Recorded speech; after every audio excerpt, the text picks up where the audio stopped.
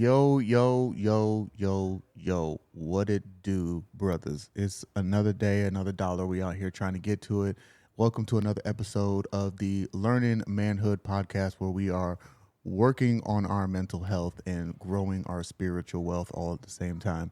Now, I said that off the top of my head, and it sounded like extra churchy, like hearing it back for the first time. Like I thought about it earlier today, and I was like, "Ooh, that's clever! Like I like that." But now that I've actually said it out loud, it sounds like extra churchy. Like we are working on our mental health, but we are growing our spiritual wealth. Can I get an amen? But we rolling with it. I like it. I'm sticking with it. So get used to it, because I'm probably gonna say it every episode from now on. But today I want to ask y'all a question. Today I want to talk about something that's important to me, and it should be important to you because it is something that we all deal with. Today I want to talk about fear, and I want to talk about doubt. So my question is to you: what is it that you do when you experience fear, and what is it that you do when you experience doubt? Now, for most of us, we don't have fears that you would immediately, point at. Like when we're kids, we're like, oh my God, we're afraid of spiders and the dark and all this stuff like that. We don't have, we're grown men. We generally don't have, we have fears of things like, falling from great heights, which is highly unlikely. You're not going to fall off the top of a skyscraper because you're likely not going to be on the top of one, right? But the things that I want to talk about that we actually fear are things that we try to avoid and pretend like we don't fear. For example, there's a lot of us, myself included, the fear of success, the fear of failure, the fear of like perception, the fear of letting people know who we actually are, the fear of taking that mask off in public. These are fears that truly hold us in this lockdown holding pattern and keep us from progressing with our walk from God. Because all these things, do they sound like a man of God to you? A man of God that fears letting people know who he actually is? That doesn't sound like a man of God. And then with the doubts, right? We doubt our capabilities, we doubt our purpose, we doubt our intentions, and we doubt our own knowledge. We doubt our gifts sometimes. There are so many of us right now with gifts, God ordained gifts, but we doubt these gifts. And so then we don't act on them. And it's not, I'm going to tell you this every time. It's not just you.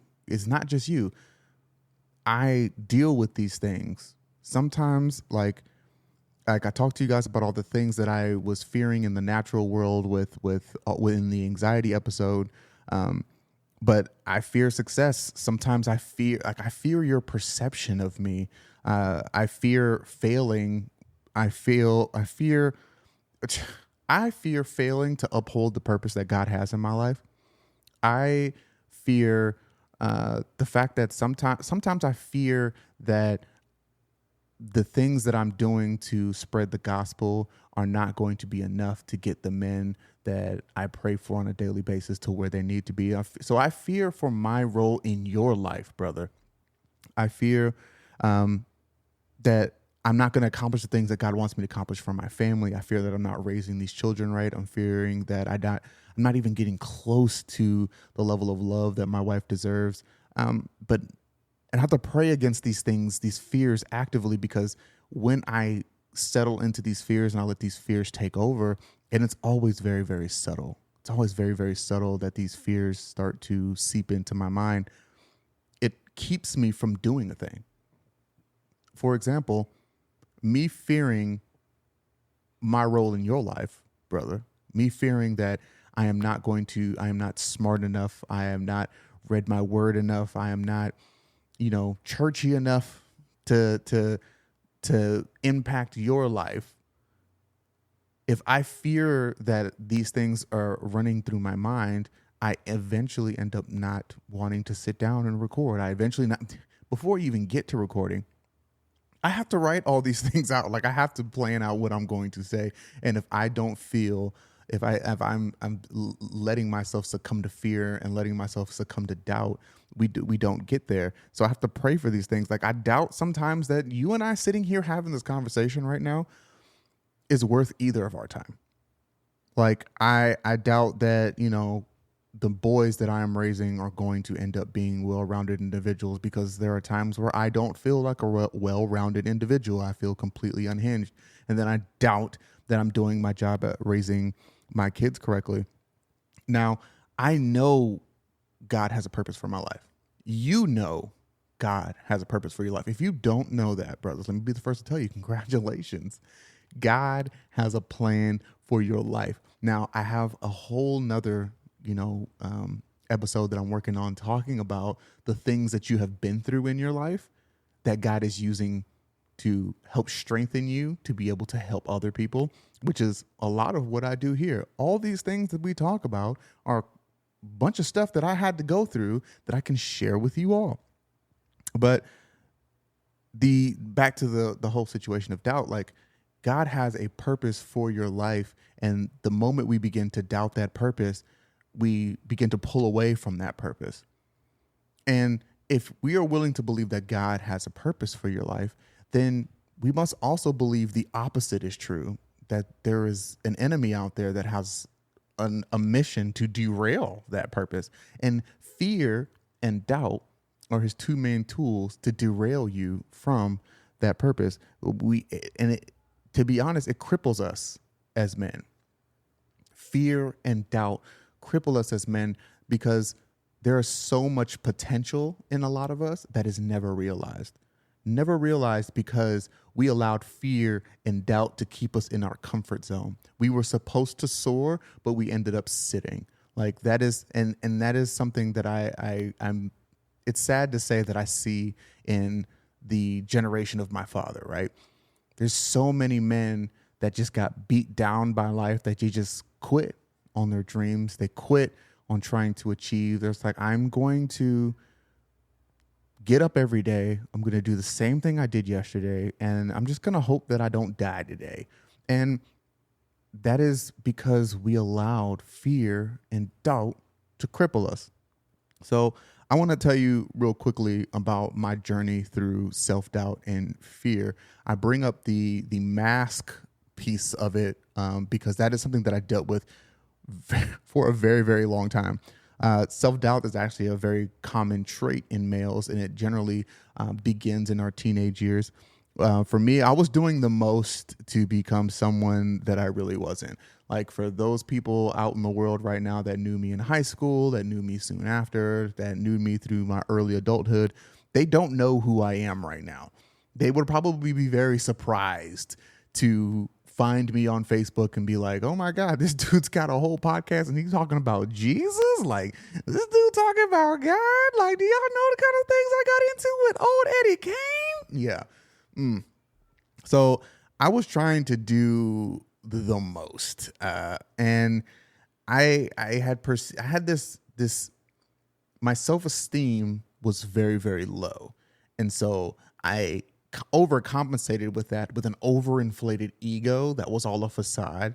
And young Eddie Kane was trying his hardest to be a gangster, and it was bad, y'all. Like, I grew up in some rough neighborhoods, but like I knew that the best way I could figure out how to fit in was to act like the people around me, when I was the kind of guy that would have rather been in a library, right? Like I was a good kid at heart, trying to pretend to be a bad kid. And that came into my adulthood. And one of the greatest fears I always had with being this person wearing this mask was that someone was going to reveal me for who I actually was, right? So I had all this fear of exposure all the time. And I think the amount of freedom that I achieved from learning how to be authentically who I am, the amount of freedom that I achieved from letting God tell me who I am, brothers, look, if you are in a space right now where this resonates with you, where you realize that there's parts of your life that are not truly authentic, that you got some secrets that you're holding on to, you got some things you're ready to take to the grave that are just eating you inside. When I tell you, like, when they say the truth will set you free, like when they say it, when the Bible says it, right? that is such a real expression because I lived my life in this cage of all the lies that I had told, all the faking that I had done, trying to hold up to the code switching that I had for different groups of people because I was always trying to be the type of person that could fit into as many crowds as possible. So it was crazy when I finally let all that go and became to the uh, real authentic self. Like it was so liberating. It is so liberating. We spend so much time in this day and age talking about keeping it real and being real, but I think we are more fake than ever, to be honest. Like I think we have just gotten really good at pretending to be real. Like we've gotten really good at showcasing the facade instead of actually just walking in our honest truth. Now, if if you want to really sit down and take away, if you take away anything from this today, brothers, because I'm gonna cover some verses, I'm gonna cover some practical tips, I'm going to try to leave you with something encouraging to go on to. But if you don't pick up anything from what I'm talking to you today, I just want you to know, brother, it's okay to be you. From one brother to another, it's okay to just be you. You are enough. And I want you to know that from me to you, you are enough. I hope that you wake up every morning and realize that you're enough and you grow into who you are and how God made you, brother. Um, there is nothing that defines you other than the fact that God made you. It's not your money. It's not your job. It's not the lady hanging off your arm. It's none of that. None of that stuff defines who you are. God defines who you are, and God says that he loves you and that you're enough, brother. But I'm going to go ahead and get into the verses. I have a couple of verses that I want to share with you all.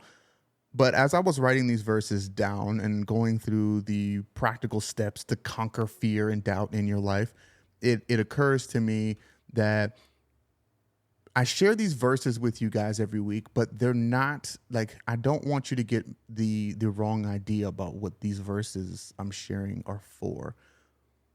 These verses, sure, they will help you when you are feeling these things and you are in a thing and you are grasping out for a way to pull out of this hole. But that's not what they're designed for. If we're being honest, right? Sun Tzu says, and I think I'm going to have to paraphrase, or I'm going to talk for just a second and then it's going to come to me. It's every battle is won before it's fought, which essentially means you don't go into battle unprepared, right? It's the general or the military leader or the grown man that is thinking about what is going to happen in the battle before the battle comes to be ready to face the battle, not walking into a battle that he knows he's going to lose. So the purpose of these verses is not to reach out for when you're on the battlefield and struggling. These are for you to remember while you're on the battlefield and struggling. You have to put the work in up front. Like you have to spend time in your word. You have to spend time praying. You have to spend time in these, like studying these things and being prepared for these things, internalizing these things. So when fear and doubt creep into your mind, your instinct is to go back to those moments that you practiced, that you prayed, that you got ready. We spend so much time like practicing so many other things in our lives. What makes our spiritual journey any different? It's the times in which you're not dealing with fear, the times that you're not dealing with doubt, that you're laying the groundwork to be prepared for it when it comes, right? I like the quote by Mike Tyson, everybody's got a plan until you get punched in the face, right? If you've ever been punched in the face, and for someone like me that spent a lot of time trying to pretend to be a gangster, I have gotten punched in the face, your body goes into autopilot, right? And it's like, okay, I've gotten punched in the face. My body is going to react. I can't see like stars, whatever, I need to react quickly. And based on what you have been training yourself to do, you are either going to immediately set your feet, put your hands up, and prepare to fight, or you're going to run. Simple. And I don't know about you, brothers, but I would like to set my feet and prepare to fight when I'm starting to get faced with fear and with doubt. And the only way to do that is to spend time in your word, spend time reading and internalizing these verses, and be prepared for the fight when it comes. So the first verse I want to read is Isaiah 41:10. So do not fear, for I am with you. Do not be dismayed, for I am your God. I will strengthen you and help you. I will uphold you with my righteous right hand. This is God's promise that he's going to always be with us. Now, this verse is primarily about, fear and doubt and things of that nature, but I need you to understand the buy-in here, right? So do not fear, for I am with you. You have to believe that God is with you to then get to the part where you're not fearing, right? Do not be dismayed, for I am your God. If you are going to believe that God exists, you're going to believe that he is almighty and he's sovereign. If you are going to believe that he is who he says he is, do not be dismayed. I will strengthen you and help you. I will uphold you with my righteous right hand. You see how we spent that whole first bit establishing who God was and who he should be to you. And then once we've established that, we come back to telling you, look, now that we have discussed who I am, I will strengthen you.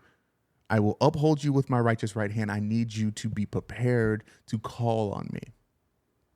And like I said, you have to sit on that word to be able to be prepared for when that moment comes. The next verse I have for you is 2 Timothy 1:7. For the Spirit God gave us does not make us timid, but gives us power, love, and self-discipline. Now, I love this verse because God did not design us to be afraid. He did not design us to be timid. He did not design us to have fears. The spirit of power and love and self-discipline is what God gave us to overcome being timid. The first time somebody in the Bible says that they're afraid is after Adam messes up and eats the apple, right? He's like, where were you? They've eaten the apple, and then he's hiding. He's like, I was naked and I was afraid. And he was like, who told you was naked? Like, what? This man has named every single animal and has not flinched. He walked right up to a tiger, to a bear, to a lion, to a hippo, and was like, look, your name is hippo. Your name is lion. Your name is bear. Like, dope. Like, I love this game. Was not afraid of anything until after sin is introduced to the world, which lets you know that, again, the enemy is just using fear to hold you back. The last verse I want to cover is one of my all-time favorite verses. It's such one of my all-time favorite verses. It's the only verse that I've got tattooed on my body, because it is something that I have to remember at all times. It's also called the shield of the Spirit. Joshua 1:9. Have I not commanded you? Have I not commanded you? That's a bar right there from jump. You are in a situation, and the first thing God says to you is, have I not commanded you? Did I told you to do this, right? Like, I told you, be strong and courageous. Do not be afraid. Do not be discouraged, for the Lord your God will be with you wherever you go. Have I not commanded you? Oh, bars. I love that verse. I love that verse. It's one of those verses that when I find myself succumbing to fear, succumbing to doubt, and I look down on my arm and I see, have I not commanded you? I start to feel stupid. It's like, you did tell me, let me fix myself right quick, because you commanded me to not be afraid. You commanded me to stand up straight and get my back right. Like, come on now. Like, let me get my stuff together. Excuse me for stepping out of line. Like, my bad, Lord. Jeez. Like, whew. I love that verse, obviously. That's one of my favorites. And next, I want to get into some practical steps, right? So we talked about what it means to be prepared to go through these things, right? And so practical steps, right? Prayer and surrender. Sit down and pray. Like, one of the things that is most difficult about prayer is being open, being honest, and talking to God. But that's part of learning how to surrender. And I have a verse for that. Philippians 4, 6 through 7. Do not be anxious about anything, but in every situation, be by prayer and petition with thanksgiving, present your request to God, and the peace of God, which transcends all understanding, will guard your hearts and in your mind of Christ. Develop a habit of daily prayer, surrendering your fears and doubts to God on a daily basis. It is one of those things that has greatly elevated my life, spending more and more time in prayer. Like, I can notice those days where it's like, man, I haven't prayed enough today. Like, spending more and more time with God makes me feel better, because that's the space that my spirit was designed to be in. The next tip I want to share with you, that I'm always going to plug, I'm going to tell you this every time: surround yourself with a supportive community. Ecclesiastes 4, 9, and 10. Two are better than one. If either of them falls down, one can help the other one up. You got to enjoy and engage in Brothers with a Community.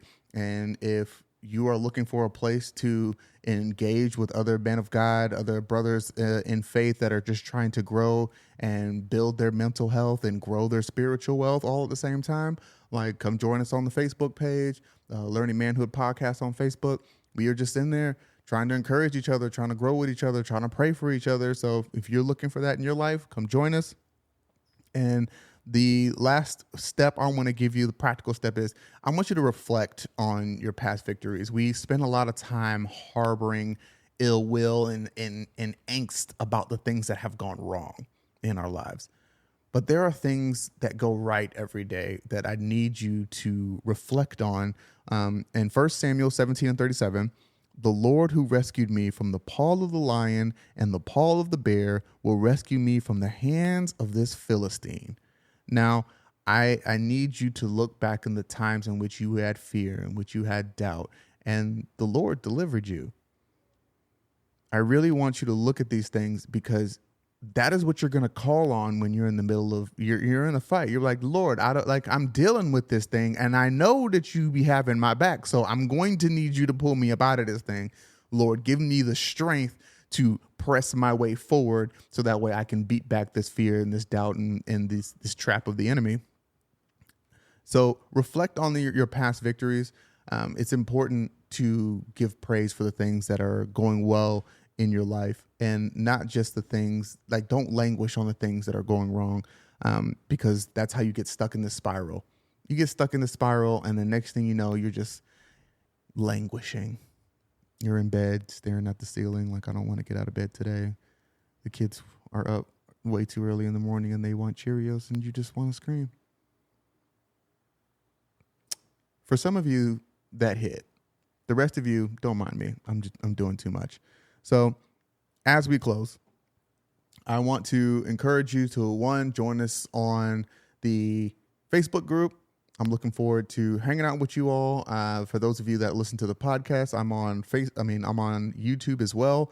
I'm also sharing things on YouTube that are not just on the podcast. We're doing Bible study, and I am just kind of drumming up YouTube content. I'm enjoying making video, and it's fun. So come join us over on YouTube. Come join us on the Facebook group. And I want you to know that, again, brother, you are enough. Just you. Just you. It's okay to be you. It is okay to understand for yourself that you have fear and you have doubt. Don't beat yourself up. You are human and you are flawed, brother. It's all right. It's all right. You are flawed. I need you to be able to sit in that and understand that God got your back. And your brothers here, I got your back. I got your back every day. I'm praying for you guys. And I hope that you guys are doing well. I had another verse to share with you. Psalms 56, 3 and 4. When I am afraid, I put my trust in you, in God, whose word I praise. In God I trust and am not afraid. What can mere mortals do to me? With God, what can mere mortals do to me? I actually sometimes, when I have a rough day, I remember that, yeah, sure, there are things going on in my world that irritate me, but what can these people really do to me? Nothing. God's got my back just like he's got yours. Thank you for joining me today. I want you to know that I love you and that I'm praying for you, and God bless. I look forward to seeing you all next week, when I'm going to come with a whole nother episode. I don't even know what it's going to be yet. We're going to keep it funky. We're going to find out. I'll see you guys in the next one.